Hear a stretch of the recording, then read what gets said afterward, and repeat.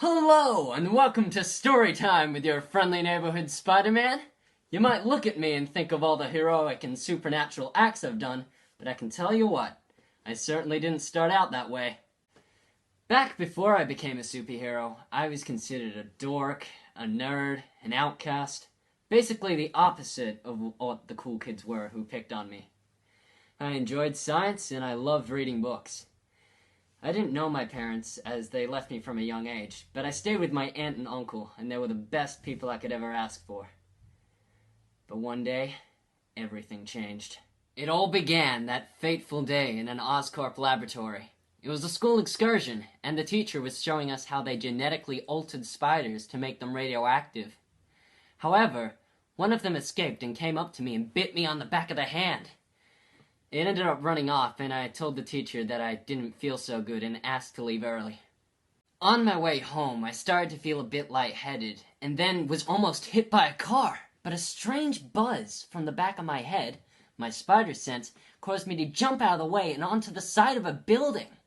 I thought to myself, humans can't do this! And then I proceeded to start climbing. Anyway, when I got to the top of the building, I grabbed a pipe at the top and ended up crushing it accidentally with my newfound strength. After that, I decided I'd better head home. But on my way, I noticed a poster that said, $100 to the person who can defeat Crusher Hogan! At that time, my aunt and uncle were struggling for money, so I figured I could cash in on my newfound talents. I decided to design a costume, although I couldn't afford this fine piece of art. Instead, I had this. Whew.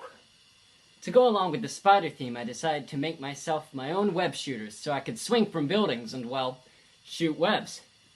I got my uncle to drop me off at the library, but then I made my way over to the wrestling match.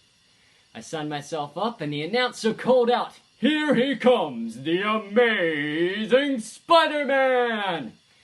It turned out to be a cage match, but poor Hogan didn't stand a chance since I stuck to the walls, swung him up, then slammed him into the floor. After that, I went backstage to collect my money. However, the person told me I had to show my identity to get it, and I wasn't gonna do that. Imagine if my aunt and uncle found out.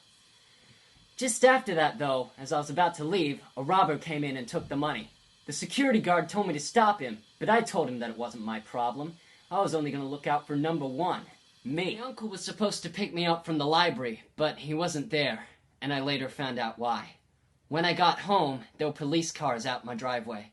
I ran in to find my aunt, and she told me my uncle was gone. One of the policemen's radios went off, telling me that the thief had gone to a nearby warehouse, and I was going to stop him. I swung over there as fast as I could. Web swinging may have been new to me, but I wasn't gonna let that stop me from finding this crook. I snuck my way inside.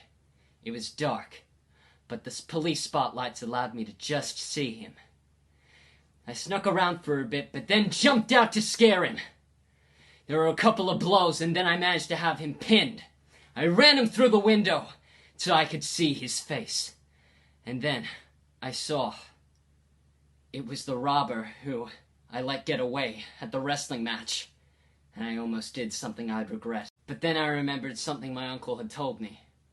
With great power comes great responsibility. I decided the best course of action was to leave the man at the window for the authorities to apprehend him. From that day forward, I decided I'd never look the other way again and honor my uncle's legacy. I would become a hero, a superhero. I would be the Amazing Spider-Man.